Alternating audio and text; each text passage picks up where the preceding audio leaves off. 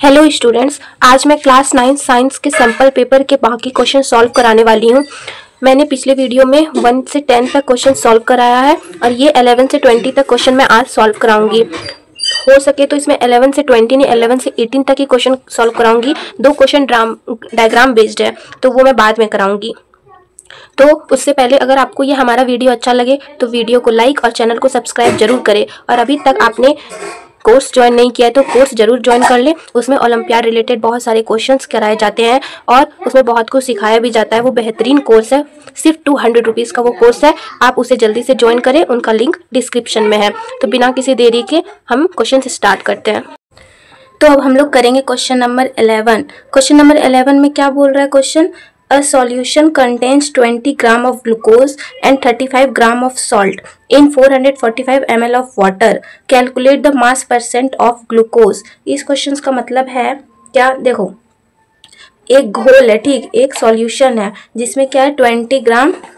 यहाँ पे देखो, एक सॉल्यूशन का घोल है जिसमें क्या क्या मिला हुआ है? जिसमें मिला हुआ है 20 ग्राम मिला हुआ है ग्लूकोज और 35 ग्राम मिला हुआ है सॉल्ट और 445 ग्राम है वाटर, ठीक। और इसी में हम लोग को बोला गया है कि पानी का वजन भी 445 ग्राम माना गया है। मतलब पानी का वजन इसमें जो पानी का वजन है 445 ml, तो इसको हम लोग 445 ग्राम इसमें माना गया है, ठीक, पानी माना गया है। तो इस क्वेश्चन में हमसे पूछ रहा है क्या? पूरे घोल में ग्लूकोज कितना परसेंट है, मतलब ग्लूकोज का हमें मास परसेंटेज निकालना है इसमें, ठीक। और इसमें हम लोग को दिया गया डेंसिटी ऑफ वाटर, इसमें दिया गया 1 ग्राम पर ml। तो अभी हम लोग निकालते हैं। तो अब सबसे पहले हमको इसमें पूरे घोल का वजन निकालना है। तो पूरे घोल का वजन निकालना है तो सबसे पहले हम इसमें निकालेंगे total mass of the solution. तो total mass of the solution कैसे निकलेगा? ये जितना भी ये ग्लूकोज का जितना है, सॉल्ट का जितना दिया हुआ है, वाटर का जितना, तो ये सबको ऐड करेंगे तभी तो हमारा टोटल मास निकल जाएगा सॉल्यूशन का। तो हमें ग्लूकोज का सॉल्यूशन प्लस सॉल्ट का सॉल्यूशन प्लस वाटर का, इस तीनों का सॉल्यूशन को ऐड करना है। ग्लूकोज है 20 ग्राम, सॉल्ट है 35 ग्राम प्लस वाटर है 445 ग्राम। अब ये सबको हमें ऐड करना है। तो ऐड करेंगे तो कितना आएगा? ऐड करेंगे तो 500 ग्राम। हाँ, अब हम लोग का टोटल मास निकल गया। कितना निकला? 500 ग्राम। अब हमसे इसमें पूछा है, अब हम इसमें निकालेंगे मास परसेंटेज किसका? ग्लूकोज का। तो ग्लूकोज का मास परसेंटेज निकालेंगे।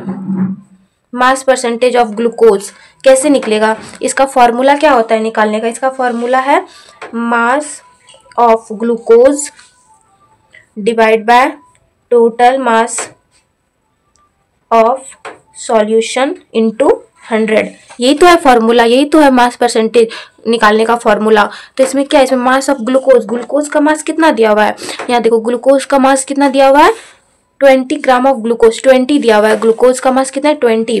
तो 20 डिवाइड बाय, अब total mass of solution, total mass अभी हम लोगों ने निकाला, कितना निकाला? 500 ग्राम। तो 500 अब किससे इंटू करेंगे? इंटू 100। तो अब इसको हम लोग कट करेंगे। यहाँ पे 20 कट हो गया। अब यहाँ 5 4 जा 20। तो कितना आ गया मास परसेंटेज किसका? ग्लूकोज का। कितना हो गया? 4। अब परसेंट लगाना नहीं भूलेंगे, नहीं तो गलत हो जाएगा। तो 4%। अब देखते हैं ऑप्शन में 4% है हमारा, ये निकल गया है। तो 5.2% ये नहीं, 5.8% ये भी नहीं, 6% ये भी नहीं, 4%। तो इसका आंसर क्या हो जाएगा? 4। हमें इस क्वेश्चन में सिंपल क्या करना था? इसमें हम लोग को सॉल्यूशन सब बता दिया कि इसमें ग्लूकोज 20 ग्राम है, सॉल्ट 35 ग्राम है और वाटर 445 ml है। और इस क्वेश्चन में हमको, मतलब हम लोग मान लेते हैं कि पानी का वजन भी 445 ग्राम इसमें माना गया है, मान लेते हैं इसमें निकालने के लिए, ठीक, आसान हो जाएगा। तो सबसे पहले हम लोग टोटल मास ऑफ सॉल्यूशन निकालेंगे। तो टोटल मास ऑफ सॉल्यूशन निकालने के लिए हमें इन तीनों को ऐड करना होगा, तभी तो हमारा टोटल पता चलेगा कि उसमें कितना सॉल्यूशन है, उसमें टोटल कितना है। तो ग्लूकोज, सॉल्ट और वाटर का जितना भी है सबको ऐड किए तो 500 ग्राम आया। अब आसान हो जाएगा, इससे हमारा निकल जाएगा ग्लूकोज का मास परसेंटेज। मास परसेंटेज निकालने का फॉर्मूला क्या है? मास ऑफ ग्लूकोज जिसका निकाल रहे हैं उसका मास ऑफ ग्लूकोज और प्लस मतलब divide by total mass of solution into 100। तो यहाँ पे मास ऑफ ग्लूकोज दिया हुआ है 20 क्वेश्चन में है 20 और फिर उसके बाद बाय 500 इंटू 100। अब ये लोग इसको अच्छे से कट करेंगे तो हमारा आंसर निकल जाएगा 4% इसका आंसर है। तो ये हमारा हो गया। अब हम लोग करेंगे क्वेश्चन नंबर 12। क्वेश्चन नंबर 12 का क्वेश्चन है find the mass of 3 moles of ethanol. इस क्वेश्चन का मतलब है अगर हमारे पास इथेनॉल के 3 मोल्स हैं तो उनका टोटल मास कितना होगा। ठीक, अगर हमारे पास इथेनॉल के 3 मोल्स हैं तो उनका टोटल मास कितना होगा यही पूछा है। तो हमें टोटल मास निकालना है इसमें कितना होगा। और इसमें एटॉमिक मास सबका दिया हुआ है, कार्बन का दिया हुआ है 12, हाइड्रोजन का दिया हुआ है 1, ऑक्सीजन का दिया हुआ है 16। तो चलो निकालते हैं। तो सबसे पहले इथेनॉल का लिख लेते C2H5OH। अब सबसे पहले इसमें से एक एलिमेंट का हम लोग मास निकालेंगे। ये सब जैसे कार्बन का, हाइड्रोजन का, ऑक्सीजन का, ये सब का हम लोग क्या निकालेंगे, मास निकालेंगे। तो मास ऑफ एलिमेंट निकालने के लिए कौन सा फॉर्मूला होता है, मास ऑफ एलिमेंट कैसे निकालते हैं, कौन सा फॉर्मूला होता है, इसका क्या फॉर्मूला होता है, कैसे निकालते हैं, number of atoms into atomic mass. मतलब हमें ये जो इसका जो मास निकालेंगे, एक का मास निकालेंगे, इस एलिमेंट का मास जो निकालेंगे किस फार्मूला से निकालेंगे, इसी फार्मूला से निकालेंगे, number of atoms into atomic mass. तो पहले कार्बन का निकालते हैं। कार्बन में कितने एटम प्रेजेंट है, यहाँ देखो, यहाँ क्या C2, कितने एटम प्रेजेंट है, 2 ही एटम प्रेजेंट है और तो कहीं नहीं है, तो दो एटम प्रेजेंट है। ठीक है, तो अब इसका कैसे निकालेंगे मास ऑफ एलिमेंट, इसका कैसे निकालेंगे मास, देखो यहाँ क्या नंबर ऑफ एटम्स, कितना एटम है, यहाँ पे 2 एटम है तो 2 इंटू और एटॉमिक मास पूछा। तो यहाँ हमें दिया हुआ है क्या, कार्बन का एटॉमिक मास कितना है, 12 है, क्या 12, तो 2 इंटू 12 तो कितना होगा, 12 2 जा 24, तो 24 ग्राम। चलिए ये तो कार्बन का तो हम लोग ने निकाल लिया। अब हम लोग निकालेंगे हाइड्रोजन का। अब हाइड्रोजन का निकालेंगे मास, कैसे निकलेगा, हाइड्रोजन में कितना आइटम है, यहाँ देखो हाइड्रोजन में यहाँ 5, यहाँ H5 और यहाँ एक H, मतलब 5 1 6 है टोटल। तो कितना आइटम है, 6 आइटम है, 6 आइटम है। तो इसको भी ऐसे ही निकालेंगे, नंबर ऑफ आइटम मतलब 6 आइटम है, 6 इंटू एटॉमिक मास, यहाँ दिया हुआ हाइड्रोजन का एटॉमिक मास है 1, तो यहाँ क्या होगा 6 इंटू 1 क्या होगा 6 ग्राम। अब ऐसे हम लोग किसका निकालेंगे, ऐसे हम लोग निकालेंगे ऑक्सीजन का भी। तो ऑक्सीजन का कितना होता है, ऑक्सीजन का तो एक भी नहीं, यहाँ पे ऑक्सीजन क्या 1 है, एक ऑक्सीजन है बस। तो कैसे निकालेंगे ऑक्सीजन इसका कितना आइटम है, एक ही आइटम है, तो 1 एटम हो गया। अब यहाँ पे इसका पूछा, इसको कैसे निकालेंगे, देखो नंबर ऑफ एटम कितना है, एक एटम है, तो 1 इंटू एटॉमिक मास, ऑक्सीजन का एटॉमिक मास कितना दिया हुआ है, 16 दिया हुआ है। तो यहाँ पे क्या हो जाएगा 16, 1 इंटू 16 तो कितना हो जाएगा इसका 16 ग्राम। ये तो हम लोगों ने सबका सारे एलिमेंट का एक एलिमेंट का क्या क्या मास निकाल लिया। कार्बन का निकाला 24, हाइड्रोजन का निकाला 6 और ऑक्सीजन का भी निकाला 16। ठीक, अब हमें निकालना है टोटल मोलर मास। अब टोटल मोलर मास कैसे निकलेगा, टोटल मोलर मास निकलेगा ये सबको ऐड करके। तो हम लोग ये सबको ऐड करते हैं, कैसे, कार्बन का एलिमेंट, कार्बन को, हाइड्रोजन को, ऑक्सीजन को ऐड करते कितना है 24 ग्राम प्लस 6 ग्राम प्लस 16 ग्राम।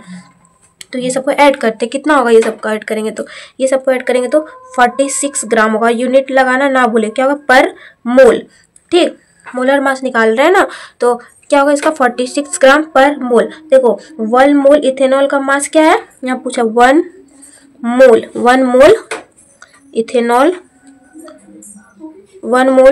का मास कितना है 46 ग्राम। 1 मोल इथेनॉल का मास कितना है 46 ग्राम है। तो हमें क्वेश्चन में क्या पूछा था, 3 मोल्स ऑफ इथेनॉल, मतलब 1 मोल्स इथेनॉल का 46 ग्राम है, तो 3 मोल इथेनॉल का कितना होगा, सिंपल सा है 46 इंटू 3, ये ना करेंगे 1 मोल का जब 46 ग्राम है तो 3 मोल का 46 इंटू 3 क्या आएगा आंसर 138 ग्राम। ये आंसर है 138 ग्राम। तो ऑप्शन में है, पहला ही ऑप्शन है 138 ग्राम, तो इसका आंसर क्या हो जाएगा 138 ग्राम, ऑप्शन ए। इसमें सबसे पहले हमें क्या करना था, इसमें हमें सब कुछ दिया हुआ है, इसमें तो हमें एटॉमिक मास दिया हुआ है सब चीज़ का। ठीक, बस हमें इसमें सारे एलिमेंट का सारे एलिमेंट का हमें पहले मास निकालना है, तो ये तो निकल जाएगा। कैसे निकलेगा? Number of atom into atomic mass. ठीक, नंबर ऑफ एटम कितना है देख लेंगे और उसको इनटू कर देंगे एटॉमिक मास से। तो ये पहले हमने सबका निकाल लिया, कार्बन का, हाइड्रोजन का, ऑक्सीजन का, सबका निकाल लिया। फिर हमने निकाला टोटल मोलर मास। कैसे निकाला? ये तीनों एलिमेंट को ऐड करके।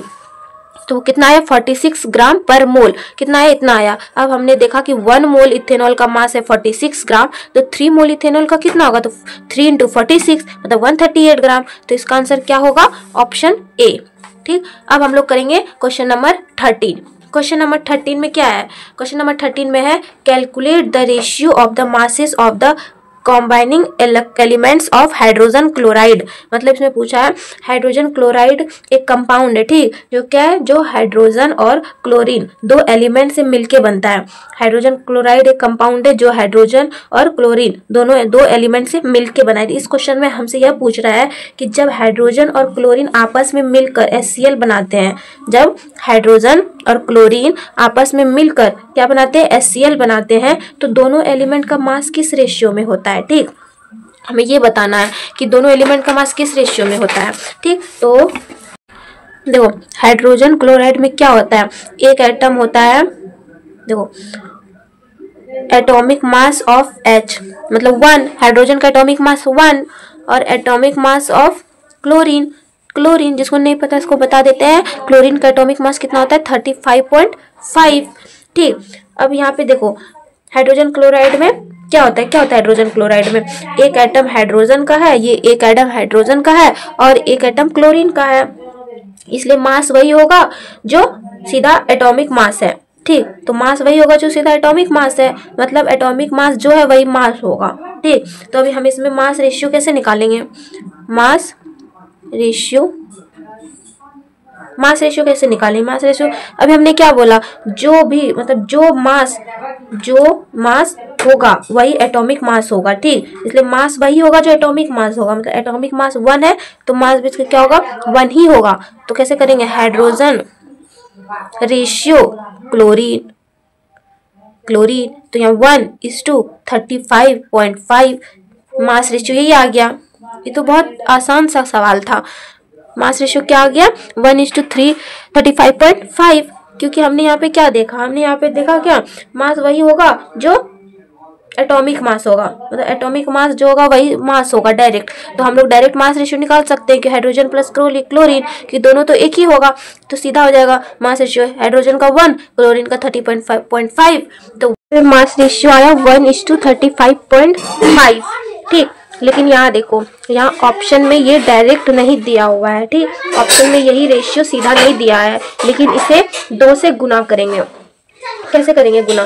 देखो जैसे कि यहाँ पे 1 × 2 = 2 होता है ना, तो इसको ऐसे क्या करेंगे? 35.5 इसको इंटू 2, तो क्या आ जाएगा? इसको इंटू करेंगे क्या आएगा? 71 आएगा ना। तो अब इसका रेशियो क्या हो जाएगा? तो इसका रेशियो क्या हो जाएगा? 2:71। ये कैसे आया? देखो हम लोग पहले ये दोनों रेशियो को, दोनों को मतलब 35.5 वाला नंबर इसमें नहीं है, ऑप्शन में नहीं है, इसलिए हम दोनों नंबर को क्या करेंगे? 2 से गुना कर देंगे, ताकि ये क्या, ये पॉइंट जो है ये पॉइंट हट जाए। इसलिए सबसे पहले 1 को क्या करेंगे? 1 × 2 तो 2, और फिर 35.5 को करेंगे तो 71 आएगा। इसलिए इसका आंसर क्या हो जाएगा? 2:71, 2:71। हाइड्रोजन और क्लोरीन का हम रेशियो निकाल लिए, ये होगा। तो इसलिए इसका आंसर क्या होगा? है ऑप्शन में, हाँ 2:71, ऑप्शन ए ये सही है। क्वेश्चन नंबर 14 में क्या बोल रहा है question? Which organelle detoxifies many poison and drugs in a cell. देखो ऑर्गेनली क्या होता है? सेल के अंदर कई छोटे छोटे भाग होते हैं, ठीक, जिनको क्या बोलते हैं? ऑर्गेनली बोलते हैं। ठीक, क्वेश्चन में ये पूछ रहा है हमसे कि सेल के कौन से पार्ट्स का काम होता है कि वह पॉइजनस सब्सटेंस और ड्रग्स को साफ करता है या फिर क्या करता है? हार्मलेस बनाता है। ठीक, ये कौन से सेल कौन सा करता है? राइबोसोम करता है या पेरोक्सिसोम करता है, SER करता है, माइटोकॉन्ड्रिया करता है। राइबोसोम तो सबको पता है कि राइबोसोम क्या करता है? प्रोटीन बनाता है, ये डिटॉक्सिफाई नहीं करता है, तो ये तो होगा नहीं। और पेरोक्सिसोम क्या करता है? ये कुछ हार्मफुल सब्सटेंस है ये जो हार्मफुल सब्सटेंस होते हैं ये उसको तोड़ता है, तो ये भी नहीं होगा। स्मूथ एंडोप्लाज्मिक रेटिकुलम क्या करता है, ये दवाई को डिटॉक्स करता है, टॉक्सिक केमिकल्स को तोड़कर हार्मलेस बनाता है। ठीक, तो क्या होगा, ऑप्शन सी होगा, यही होगा, स्मूथ एंडोप्लाज्मिक रेटिकुलम इसका आंसर होगा। और mitochondria power house of the cell, ये क्या करता है, ये एनर्जी बनाता है, तो ये तो होगा नहीं, तो इसका आंसर क्या होगा, option C, smooth endoplasmic reticulum. अब हम लोग करेंगे क्वेश्चन नंबर 15। क्वेश्चन नंबर 15 में क्या है question, a bullet of mass 6 gram fired with a velocity of 50 metre per second can enter a surface up to a depth of 10 centimetre, calculate the average resistance offered by the surface. इस question में बोल रहा है क्या, एक ना 6 ग्राम का क्या है, बुलेट है, ठीक, और वो 50 मीटर पर सेकंड की स्पीड से चलकर किसी सरफेस में 10 सेंटीमीटर अंदर तक चला जाता है। ठीक, एक 6 ग्राम का बुलेट 50 मीटर पर सेकंड की स्पीड से 50 मीटर पर सेकंड की स्पीड से चलकर किसी सरफेस में 10 सेंटीमीटर अंदर तक चला जाता है, तो सरफेस द्वारा लगने वाला एवरेज रेसिस्टेंस क्या होगा, सरफेस द्वारा लगने वाला एवरेज रेजिस्टेंस हमें इसमें निकालना है। ठीक, तो कैसे निकालेंगे, तो यहाँ पे देखो, यहाँ पे बुलेट का मास कितना दिया हुआ है, 6 ग्राम। बुलेट का मास कितना दिया हुआ है, मास कितना दिया हुआ है, 6 ग्राम। 6 ग्राम दिया, तो इसको हम लोग पहले केजी में कन्वर्ट कर लेते हैं, तो केजी में कन्वर्ट करेंगे तो क्या होगा, 0.006 केजी हो जाएगा ना। अब इसका वेलोसिटी कितना दिया हुआ है, वेलोसिटी दिया हुआ है 50 मीटर पर सेकेंड, तो यहाँ पे लिख लेते हैं, इसका वेलोसिटी कितना गिवन है, 50 मीटर पर सेकेंड इसका वेलोसिटी है। ठीक, अब क्या बोल रहा है कि बुलेट 10 सेंटीमीटर अंदर गया, मतलब 10 सेंटीमीटर बुलेट अंदर गया, अंदर, तो इसको मीटर में कन्वर्ट करेंगे तो क्या होगा, 0.1 मीटर। ठीक, देखो जब बुलेट अंदर जाता है ना, तो सरफेस उसे रोकने के लिए बहुत ताकत लगाती है। जब बुलेट अंदर जाता है तो सरफेस उसे रोकने के लिए बहुत ताकत लगाता है, तो बुलेट की काइनेटिक एनर्जी सरफेस द्वारा किए गए वर्क में बदल जाएगा। ठीक, क्या होगा, बुलेट का काइनेटिक एनर्जी सरफेस द्वारा किए गए वर्क में बदल जाएगा। तो सबसे पहले हमें इसमें क्या निकालना होगा, काइनेटिक एनर्जी निकालना होगा। तो काइनेटिक एनर्जी का फॉर्मूला क्या होता है, काइनेटिक एनर्जी का 1/2 mv²। काइनेटिक एनर्जी का फॉर्मूला ये होता है, तो यहाँ पे काइनेटिक एनर्जी का फॉर्मूला 1/2 mv², तो अब इसे हम निकालते हैं, इस फॉर्मूला के थ्रू निकालते हैं इसका आंसर। तो 1/2, यहाँ पे मास कितना दिया, 6 ग्राम, पर हम लोग इसमें किस केजी में कन्वर्ट कर लिए, तो 0.006 इंटू 0.006। ठीक, ये हो गया। अब क्या है, v², मतलब वेलोसिटी का स्क्वायर, तो कितना है, 50 है, 50 मीटर पर सेकेंड है ना, तो यहाँ पे क्या होगा, 50 का स्क्वायर। इतना आया समझ में। अब हम लोग इसको क्या करेंगे, इसको सॉल्व करेंगे, तो कैसे करेंगे, काइनेटिक एनर्जी इक्वल्स टू, अब इसको करो इंटू करो, इसको पहले कट करो, 2 3 जा 6, ये कट जाएगा, ये कटेगा ना, यहाँ से यहाँ कटेगा 3 बार में, तो यहाँ पे क्या होगा, यहाँ पे होगा 0.003। हम लोग यहाँ पे कट करके नहीं दिखाते हैं, पर ये आप लोग तो जानते हैं, 2 3 जा 6, 3 बार में कट गया, तो क्या होगा, 0.003। और 50 का स्क्वायर, तो 50 का स्क्वायर क्या होगा, 50 इंटू 50, मतलब 2500। इतना आया ना, 2500 आया ना, तो अभी दोनों को इंटू करेंगे तो कितना आएगा, तो काइनेटिक एनर्जी हम लोग का क्या आ जाएगा, काइनेटिक एनर्जी हम लोग का आ जाएगा, इसको इंटू करो, इसको इंटू करने के बाद आप लोग इंटू कर लीजिएगा, इसको इंटू करने के बाद कितना आंसर आएगा 7.5 जूल। जूल लगाना नहीं भूलेंगे, जूल, यूनिट जूल। ठीक, तो इतना तो हमारा ये आ गया काइनेटिक एनर्जी। अब हमें निकालना है वर्क, तो वर्क का फॉर्मूला क्या होता है, वर्क का फॉर्मूला होता है फोर्स इंटू डिस्टेंस। वर्क का फॉर्मूला ये होता है ना, देखो सरफेस द्वारा किया गया वर्क, जो सरफेस द्वारा किया गया वर्क और इक्वल्स टू काइनेटिक एनर्जी, यहाँ पे क्या हो जाएगा, work equals to kinetic energy, दोनों बराबर है। तो इसको कैसे निकालेंगे, तो यहाँ पे कैसे हम लोग निकालेंगे, देखो अभी हम लोगों ने काइनेटिक एनर्जी क्या निकाला, पहले हम लोग इसको ऐसे लिख लेते हैं, ये हो गया। यहाँ पे पहले हम लोग लिख लेते हैं, यहाँ पे काइनेटिक एनर्जी हम लोग का कितना आया, हम लोग का आया काइनेटिक एनर्जी 7.5 आया, 7.5 जूल काइनेटिक एनर्जी। और फिर क्या होगा, ये क्या है, फोर्स, अब फोर्स F इंटू यहाँ पे डिस्टेंस कितना दिया हुआ है, मतलब डिस्टेंस कितना दिया हुआ है, 0.1 मीटर है ना, 0.1 मीटर, तो F इंटू 0.1 मीटर तो अब इसे सॉल्व करेंगे तो हमारा फोर्स निकल जाएगा, हम लोग फोर्स निकालेंगे। तो फोर्स निकालने के लिए F इधर आ जाएगा, अब इसको इंटू क्या करेंगे, डिवाइड कर देंगे, ये इधर जाएगा तो डिवाइड होगा ना, तो 7.5 डिवाइड बाय 0.1।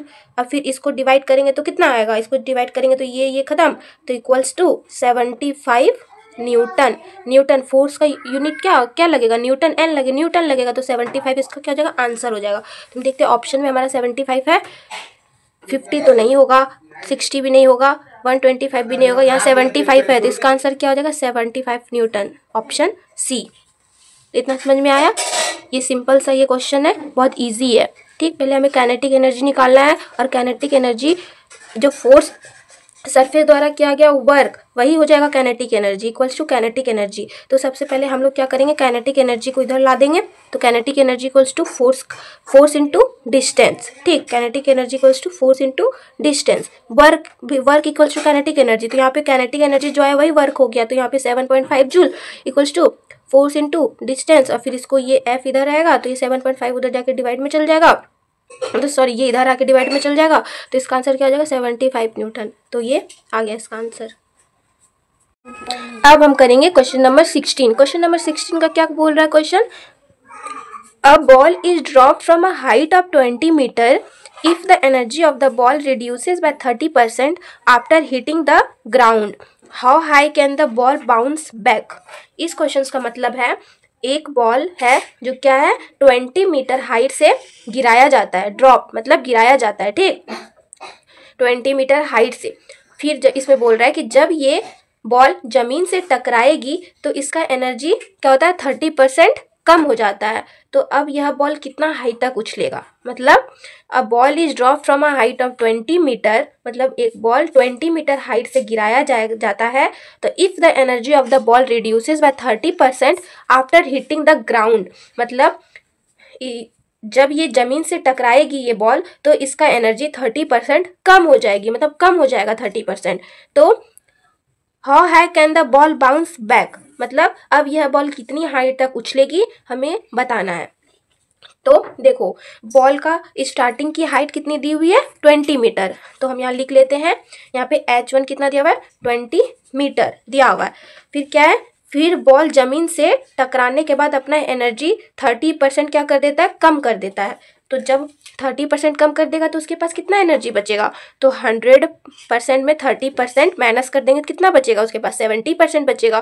तो उसके पास कितना एनर्जी बचा, उसके पास बचा 70% एनर्जी। ठीक, तो सबसे पहले हमको एनर्जी निकालना, एनर्जी का फॉर्मूला क्या होता है, पहले हम E1 निकालेंगे। तो पहले एनर्जी का फॉर्मूला क्या होता है, एनर्जी का फॉर्मूला होता है mgh, एनर्जी का फॉर्मूला ये होता है mgh।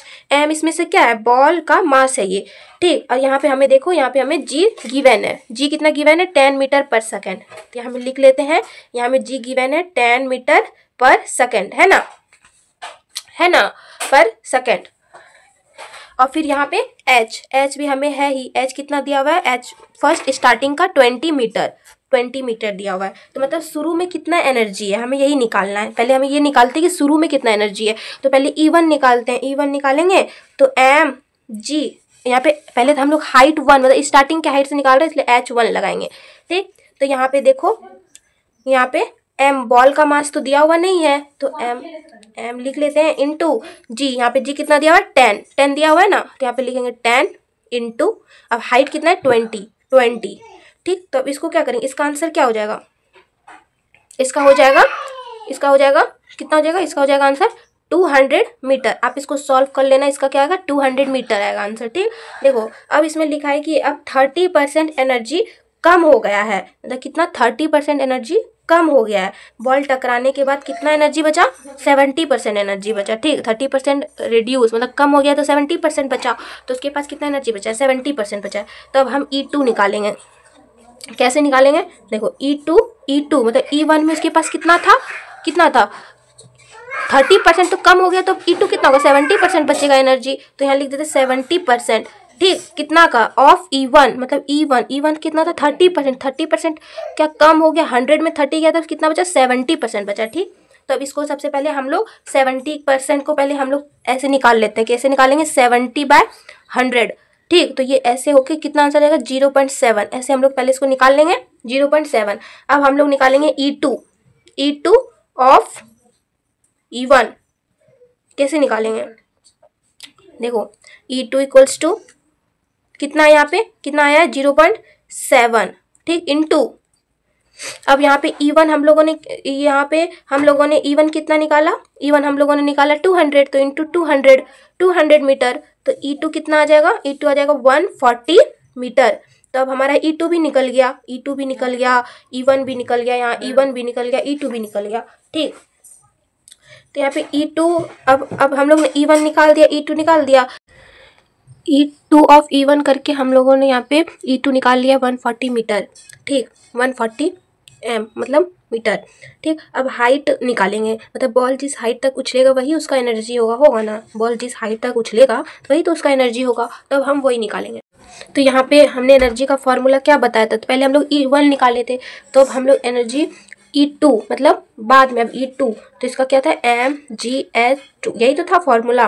और इसमें क्या क्या गिवन है, E2 हमने निकाला कितना 140 m, और इसमें G कितना है, G है 10, है ना। तो अब हम लोग यहाँ पे पुट करेंगे, इस फॉर्मूले में पुट करेंगे, E2 कितना है 140 m है, इक्वल्स टू ये एक m है, ठीक, इंटू G कितना 10 है, इंटू H2 नहीं, H2 हाइट तो हमें निकालनी ही है कि वो कितना उछलेगा वो बॉल, वो हमें निकालनी है, तो H2, ठीक। तो ये m कट हो गया, तो क्या हुआ, ये बचा 140 इक्वल्स टू 10 इंटू H2।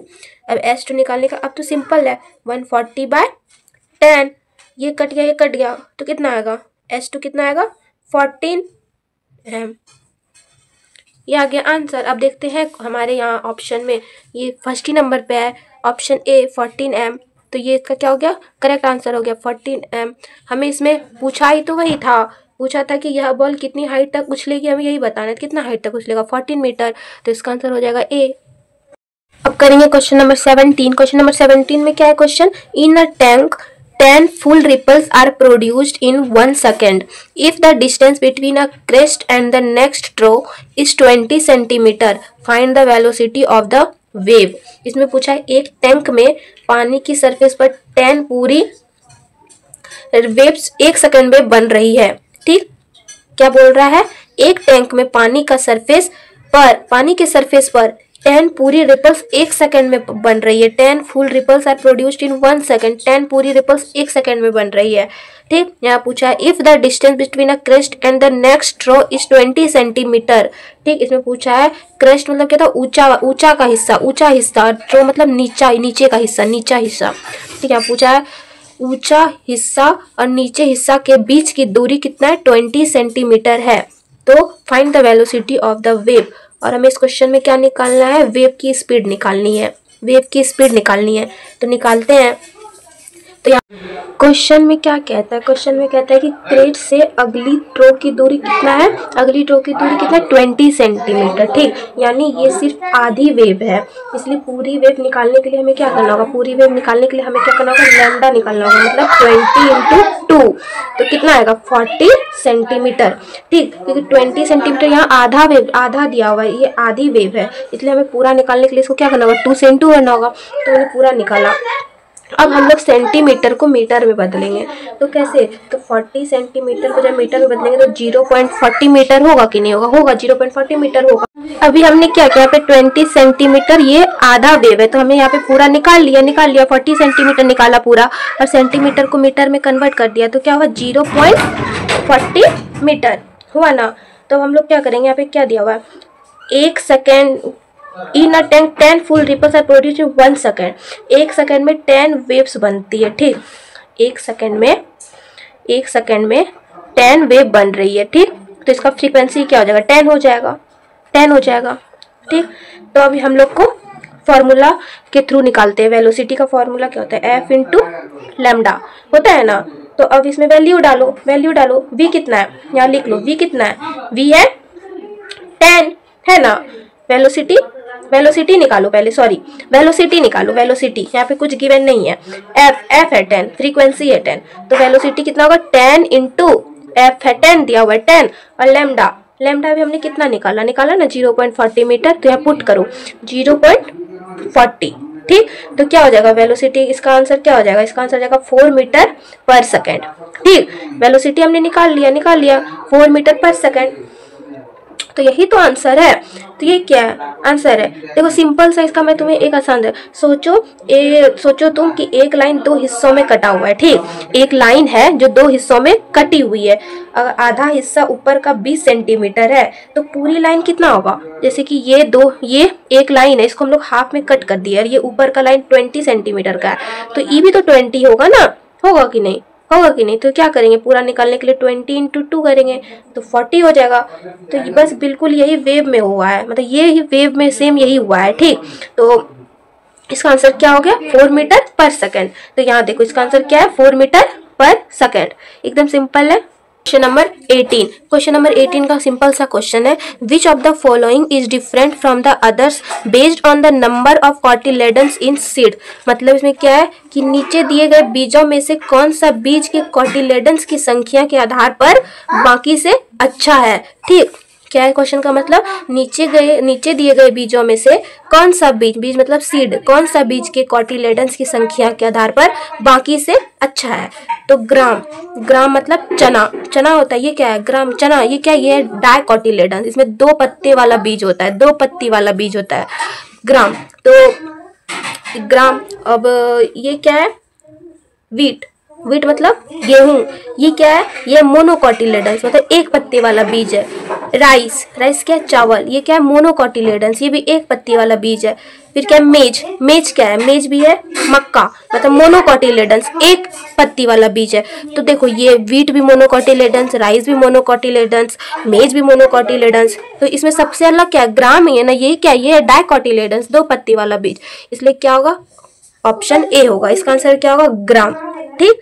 तो इसका आंसर है ग्राम।